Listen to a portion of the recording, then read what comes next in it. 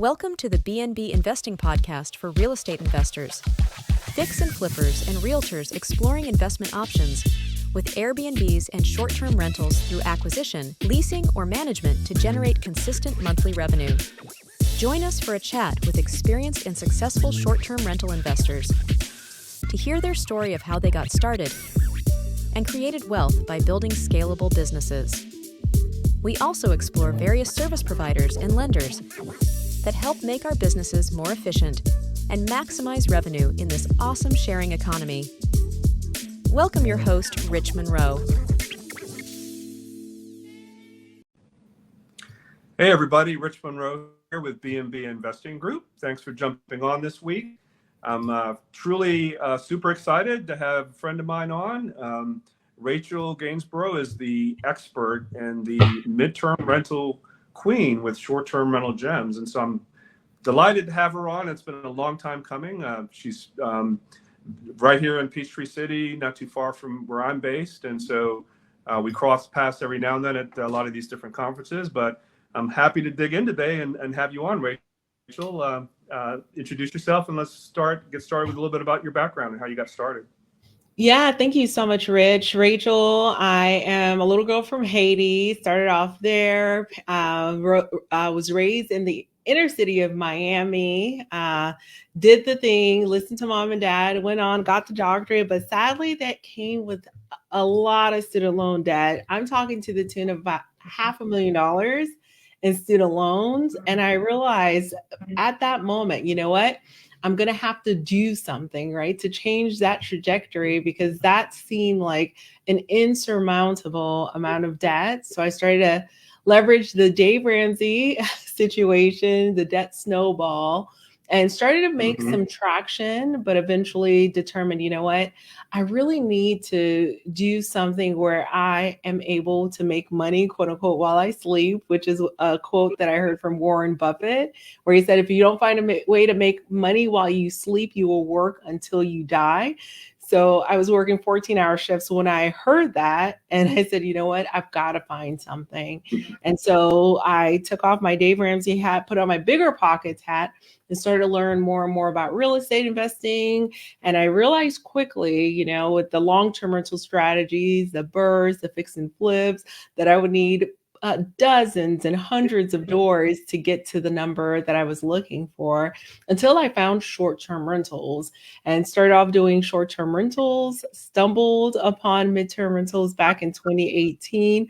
And I haven't looked back since. I'm doing a hybrid version now, and it's amazing. We're about 21, 22 properties in that we primarily own. We manage just about a couple of them. Two are managed, and one is arbitrage for such a time as getting a contract and no properties in sight. So we leverage arbitrage every now and again, but that's pretty much the portfolio, what it's looking like. I am a mom. I've got two boys, a whole husband. And so one is going to college. One of my boys are. So super, super busy. But I found the midterm rental to be that thing where you have a pocket of rest, a little breathing room in between the hustle and bustle of short-term rentals. So we love it. Very cool. Very cool. So the student loan debt is a result of you being in the medical profession, right? And yes. Yeah, so I've got a doctorate. I no longer practice. I retired from that back in 2023. Yeah, or was it 2022? It's been about a year and a half, I believe. Okay, very cool. Yeah, so my family is in the medical field. So my dad's a general surgeon. My mom used to be an RN, and I kind of experienced a lot of that secondhand. Everybody in our family eats super fast because that's in the medical profession. You have a little time to eat. So you're on call, like, right.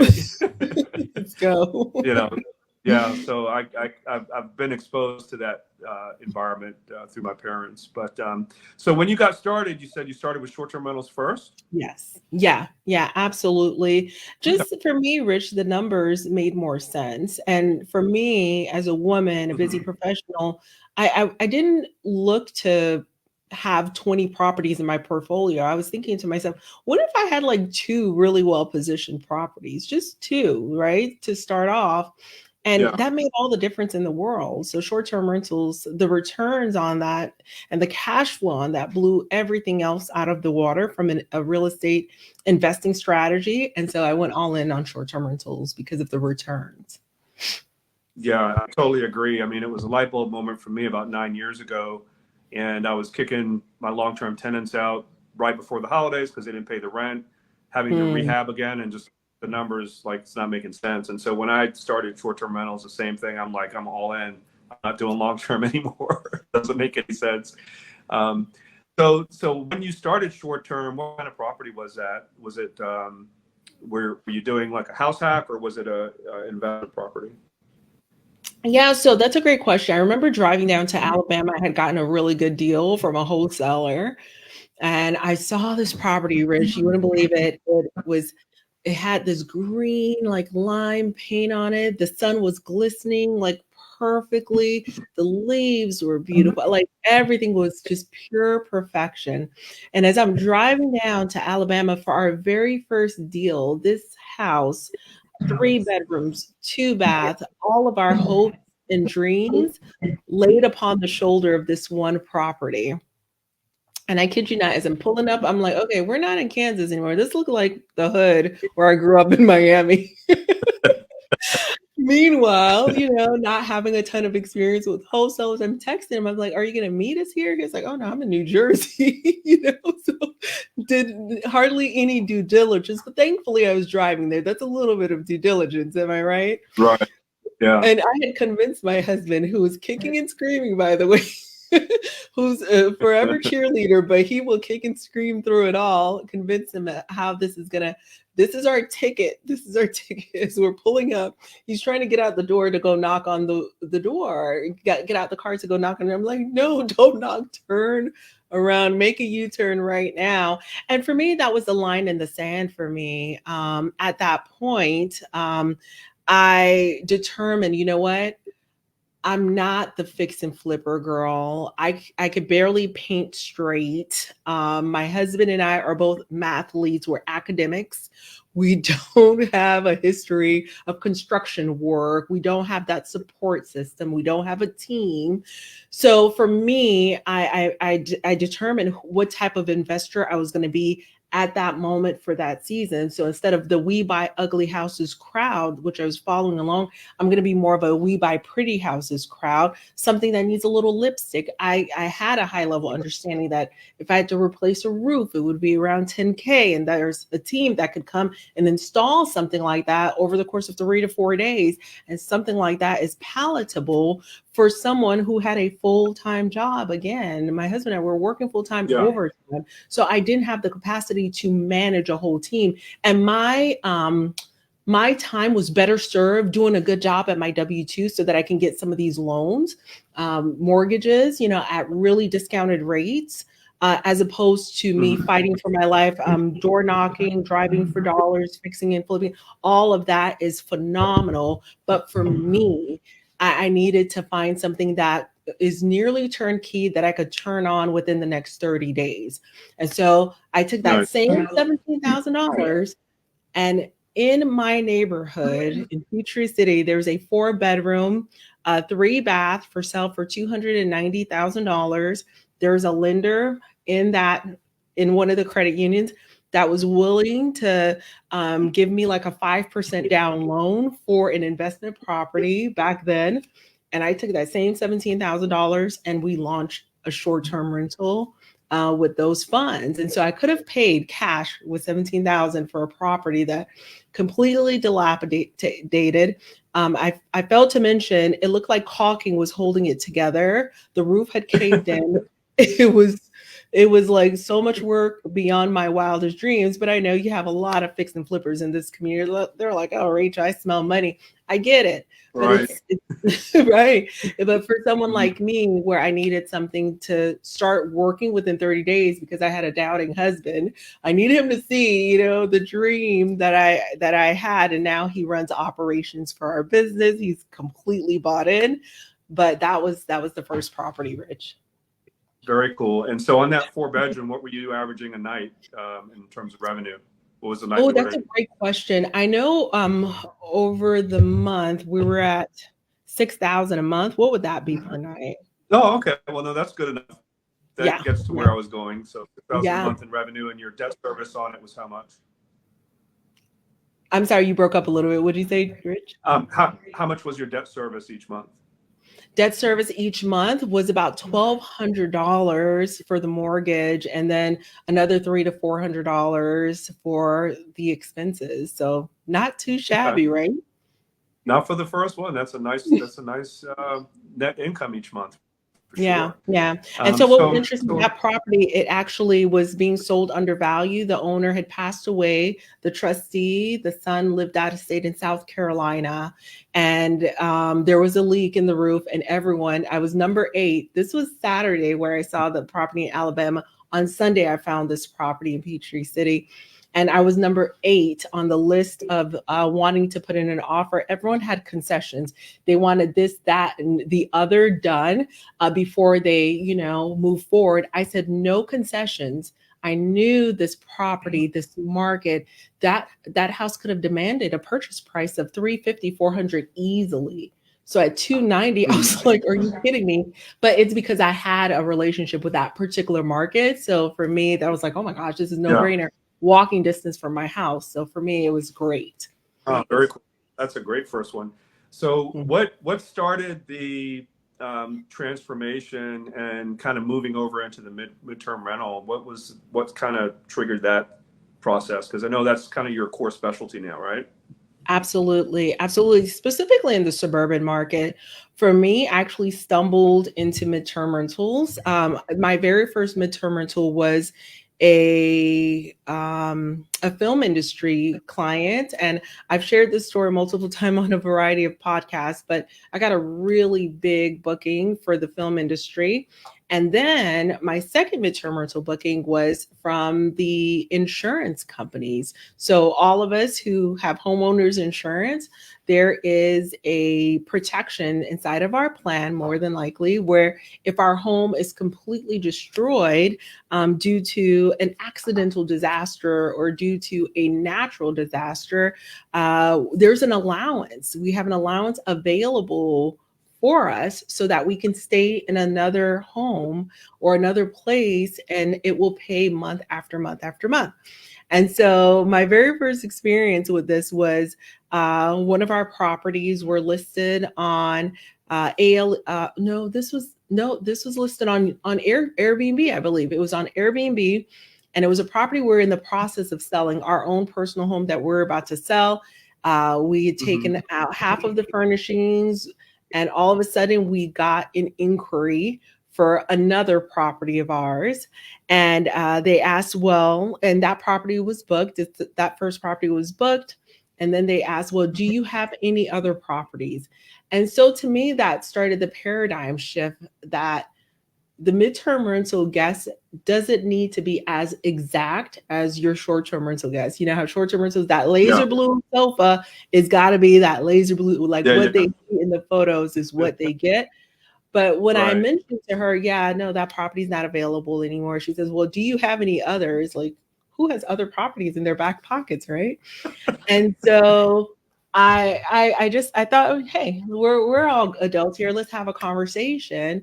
And in that market, the expectations of long-term rental, I want to say guest, but tenant, a long-term rental tenant would pay about $1,800 a month. And so I said, well, possibly, would you be willing to pay $4,000 a month for it? And she said, yes, just like that off the bat. I was like, wait, that was a little too quick. I said, wait, did you say there were pets? What about $5,000 a month? She said, yes, so quick. Oh, wait, did you say that like we had a little accessory dwelling unit situation? Oh, do you need that too? We ended up at $11,000 a month. Oh, I love it. Awesome. For 13 months, just because I couldn't figure out what the ceiling was, and it was too quick of a yes. And I was like, wait, you're moving too fast. So their budget was probably like $18,000 a month or something crazy, right? So something crazy like that. For a 5-bedroom house. And so I look at my brother, my husband, and the movers. I was like, hey, wait, hello there. Do you mind moving the furniture back? Not a fan. They were not a fan until they saw the numbers and they were like, oh, okay. And so we ended up holding on to that property for a longer, and they booked with us for a month. But going back now, understanding that, and for the audience who's here, whenever someone tells you it's fire damage, the expectation, although they may book for a month, go ahead and block your calendar out for the next 8 to 9 months, if not 11 to 13 Absolutely. months, right? Yeah. Absolutely. So be a little bit proactive with midterm rentals. You don't want to be reactive and get shocked. And now you've got all these 2-night bookings peppered all over your calendar. Be proactive. Think about, who it is that you're serving.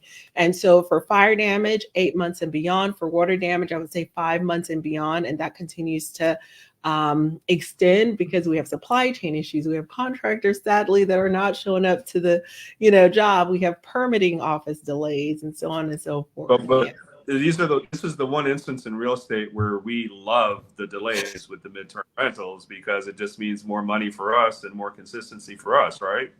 Absolutely. Absolutely. I welcome the delays, but I'm also under construction on a property, and I'm losing hair off of the delays. Yeah, so it's not good on the other side, but no. Only on the. So let's jump into, that's a good segue, I think, into how you're able to balance operationally between and pivot between short-term and midterm on your properties. You mentioned blocking the calendar when you kind of know that you've got a guest that's going to probably more than likely extend.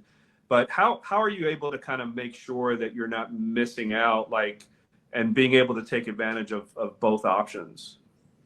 Yeah, so it's really dicey, especially with Airbnb and all of the implementation of their AI. I will tell you how I have done it. This is probably not the most, I know this is being recorded. This is probably not the most kosher way of doing it going forward. But what we have done is leverage a duplicate listing, and we leverage that via different accounts. So I have a midterm rental listing and a short-term rental listing. And so it's again, understanding who it is that you're serving, who is looking for that midterm rental product. In my suburban markets, my top priority are my midterm rentals. They come above all other guest types or guest avatars. And my touristic markets, it's going to be short-term rentals, right? Obviously, hopefully that's obvious, like the beach markets or the mountain or the amusement park markets. Those are primarily short-term rentals, except for when you're in your slow season or your shoulder season, then you want to start looking and mapping out your plan for midterm rentals. So my priority is having that one midterm rental listing that's available. And I keep it open, wide open. I want to have the conversations. I use it as a marketing tool. I want to see who's coming to the area. What are they coming from? That's how we discovered we have a lot of construction teams coming to the area for the pipeline and for the they're drilling somewhere and there's a data center, so it's the guests that are informing me a little bit better than, my own due diligence and my own research of what's going on in the community. So I have that one listing that is a 30-day minimum. I keep it as open as possible. And what it says to everyone is we're open for business. And say someone reaches out to me and I don't have anything available. Well, I have a network, a community of individuals who have properties that I can pass those deals along to, or if it's worthwhile, I will leverage an arbitrage, which is a rent for rent model, which I did for a $16,000 a month booking. I'm not going to let that go by the wayside, right? But had I not had that listing that's available that say, hey, we're open for business, I wouldn't know that there was a need there. Now for my short-term rental listing, although yes, it is for short-term rentals, we leverage tools like Price Labs. Okay, Price Labs is a dynamic pricing tool, and within that actual listing, there's a way that you can automatically allow the length of stay to be updated and to be incentivized closer to today's date. So today is October the 24th. Say I get a guest that's checking out today. And so for the next 10 days, it's open season. Anyone can book for 2 nights, all that. But beyond the 10 days, now we have far out premiums that I apply to de-incentivize those shorter stays, and it just follows the calendar along. So it's like stay restrictions. So if you want 2 nights now, you can have it now all day, every day. But if you want 2-night bookings on December the 3rd, you're not gonna get that, you know. So yeah, so what you're doing by that is avoiding having any, odd stuff far out into the future that prevents you from booking somebody for 2 or 3 months, because you got that two-night stay that's 60 days from now. So that makes sense. So let's back up. Let's back up a minute and kind of unwind some of the other stuff, because I also tried the separate listing, and I did it on one of my lake properties, and I kind of got a little bit, because usually when I do a separate listing like that, I like tying the calendars together. But what you're saying is don't do that. And I actually did that by mistake, and I had a week-long stay in one of my lake houses, and somebody booked instant booking, and that's probably my mistake, for like a $30,000 month. And so I was in the process of, well, hey, let me try to cancel the 7-day, but the people were already there, so I was like, I couldn't kick them out. So it was this big scrambling event. But I think there's I think I understand what you're saying. So your other listing is a 30-day open for business. It's not an instant booking, but you can take inquiries that help you make decisions on where to place them. Exactly. Love it. Okay. 100%. Yeah, turn off Instabook. Thank you for highlighting that. Turn off Instabook for sure. Yeah, 100%. Because you definitely will get some conflicts that'll happen if you don't do that, for sure. Yeah. So beyond those 2 things, is there any other gem that you would throw out there in navigating both strategies at the same time? So I was on a call earlier with Price Labs, and I was just asking them some behind the scenes questions, like how can we optimize midterm rentals using Price Labs? And they shared some really good gems around orphan gap day stays.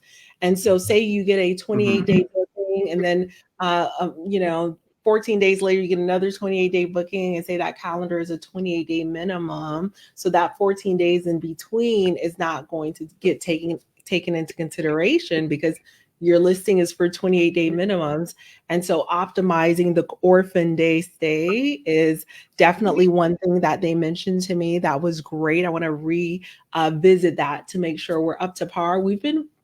Our occupancy, thankfully, has been really, really good, but I know someone may need to hear that.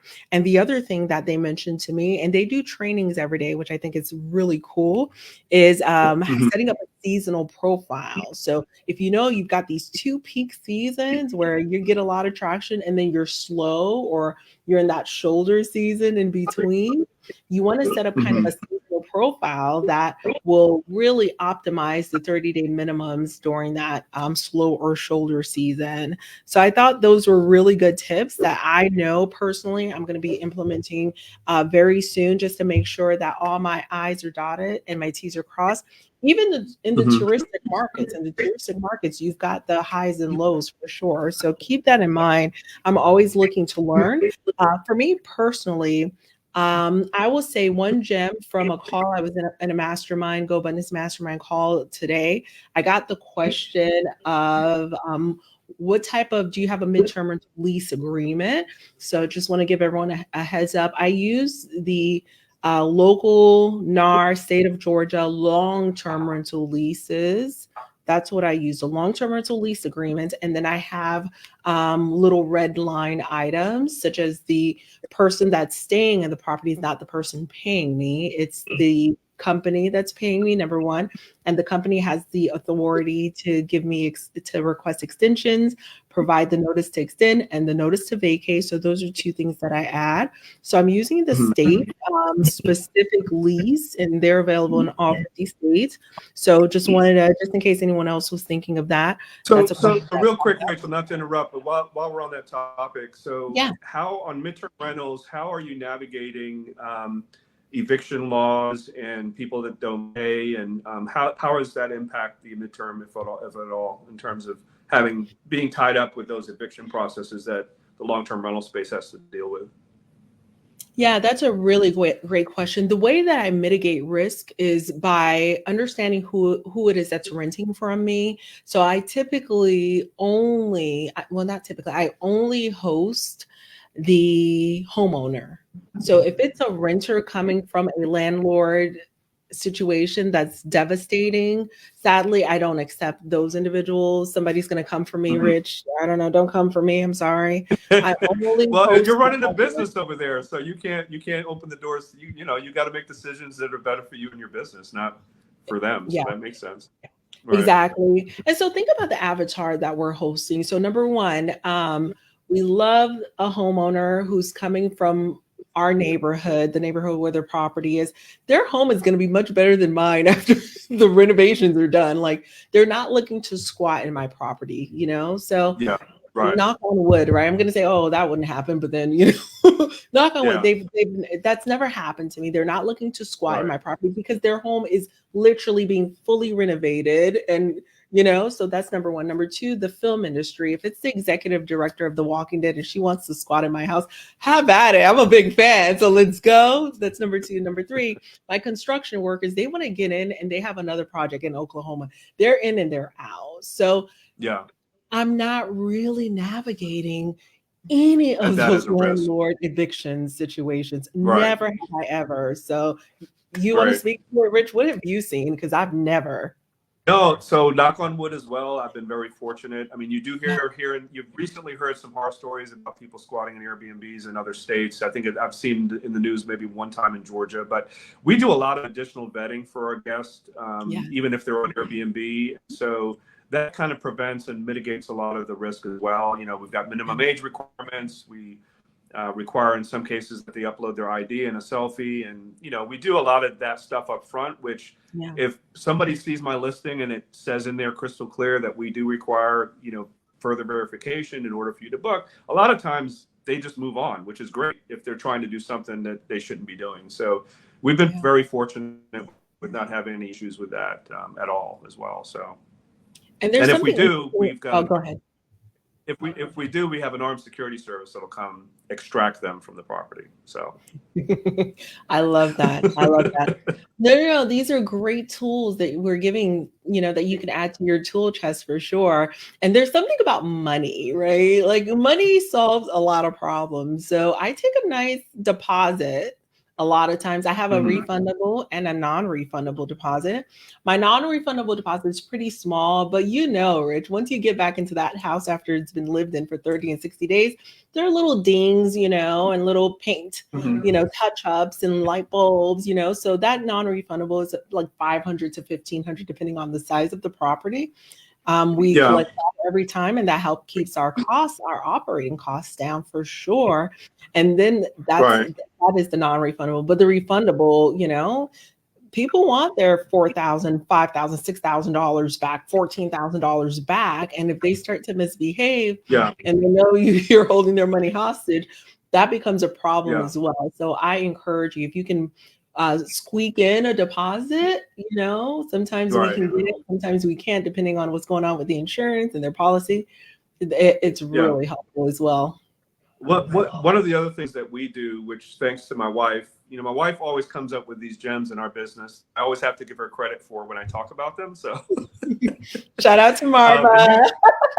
you might already be doing this, but it's a mandatory requirement on our longer stays, especially longer than 15 days, that we have a cleaning crew come in at least once every 2 weeks. So if someone's there for 90 days, I'm going to bake that cost in, and it's mandatory. So I'm not waiting for the guest to pay for it. It's upfront understood. And every 2 weeks, I got my cleaners in there. We've got our eyes on the property, and we're maintaining the bathrooms and the kitchens. Because for 90 days, if someone's in there and they're not keeping up with stuff, it can get pretty nasty pretty quick. So I'm not sure if you do that as well.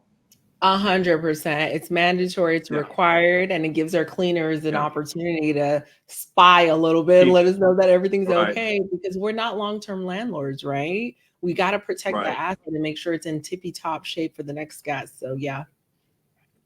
Exactly. There's a reason why we are not long-term landlords. We don't want to have those headaches, and that's one way to be proactive to avoid it. All right.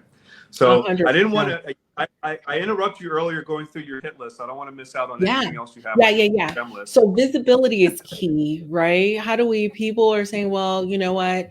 I've been waiting around for a midterm rental booking. I haven't, gotten any bites. I would say visibility is key. And the number one way that we tank our visibility, we've already addressed it. Your calendar is out of sync, no offense. But if I go in your market right now and I look for a property for the next 30 days, starting like October the 30th, 30 days, if you have 2-night bookings peppered all over your calendar, you will not be found. And believe it or not, the guest is looking on Airbnb for a property themselves. If they're type A and picky like me, the insurance is looking on Airbnb irregardless. They've been told not to, but sometimes they have no choice. So visibility is key, and making sure you have some digital footprint in the marketplace to let people know, hey, I'm here. You're not going to get any bookings. Okay, so double check your visibility and make sure that you are out there. Yes, we list on Airbnb. Yes, we list on Vrbo. We list on platforms like Furnish Finder for like the smaller properties. For the larger properties, we list on another platform, which is paid also like Furnish Finder, called Corporate Housing by Owner, which is kind of hit or miss, but one booking covers the cost of entry. We list within the actual insurance company's platform. So ALE Solutions, that's one of them. That's the third party that takes care of the housing side of things. So if you go to ALE Solutions, you can click on list my property and list it there.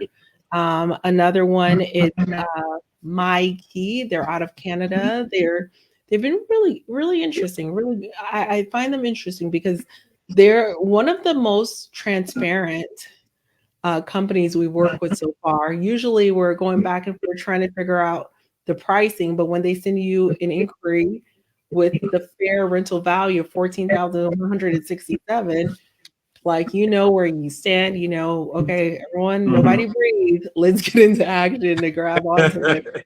Right? Nobody breathe. Absolutely. It's happening. So I have never seen any other company, leverage that. I will say behind the scenes, I know the other companies are not happy that they're that transparent, but I'm here for it. I'm here for the tea. But so My Key, you can list yourself as a vendor. There is CRS. There is Alacrity, which used to be THD. I think they're owned by Blackstone, BlackRock now. So it's a big deal. It all starts with visibility. And I do want to share the 4 P's that Price Lab shared with me. Okay. So the 4 P's are product, place, promotion, and price. They said when it comes to marketing, you got to make sure that the product is showing that it's midterm rental friendly, that we have a second monitor. Maybe you bought a second monitor for 45 to 55 bucks. You've placed it in the home and you have a lot of remote workers. They're going to see that, right? And of course, I know you teach on so many great amenities, but think about somebody who's going to live there a little bit longer. So what is that product? Place is what they mentioned next. Place is where is it listed? And so Airbnb, like I mentioned a little bit earlier, I failed to mention Zillow. Don't sleep on Zillow. Zillow is definitely a place where we get inquiries as well. And it's rare that you will find furnished properties on Zillow, so you will stand out for sure. Promotion, they mentioned not sleeping on some Facebook groups, right? Listing on some Facebook groups as well.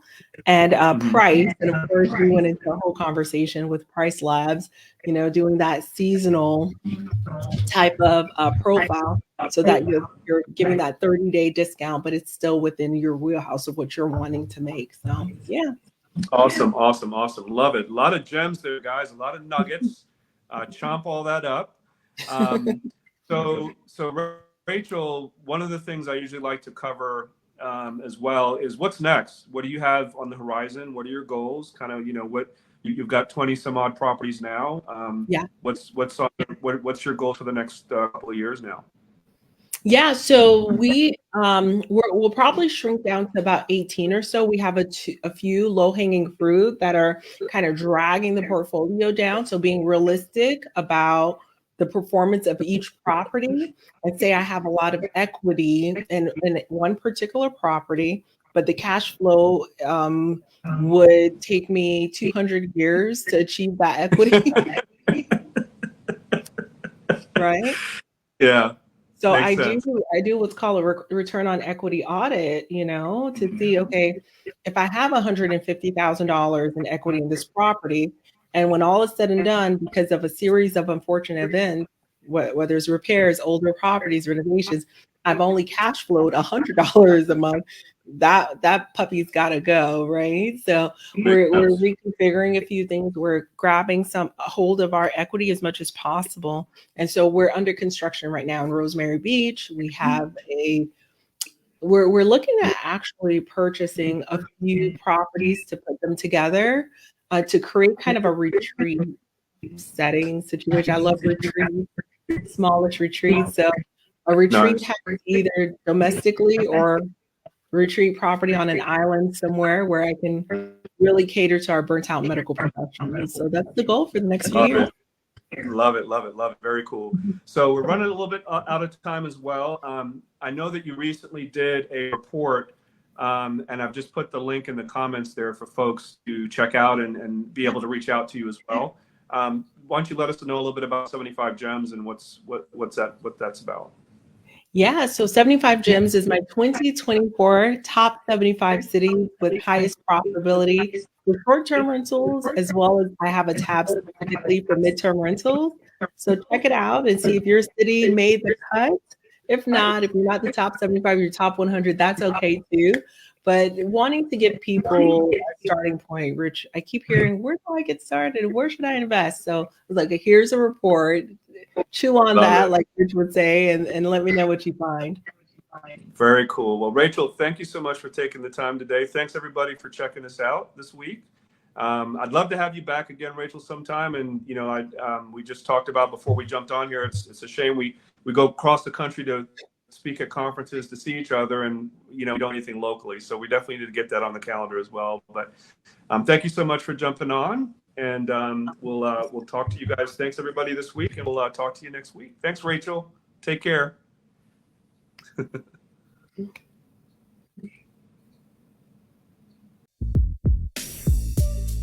Thanks for jumping on the BNB Investing Podcast this week. Please click on the subscribe and like button below. For more trainings, property tours, and content, you can join my BNB Investing Facebook group by clicking below. If you are ready to grow your short-term rental portfolio and maximize your monthly income, you can click on the link below to schedule a quick strategy call with Rich or someone from his team to see how we can help or point you in the right direction.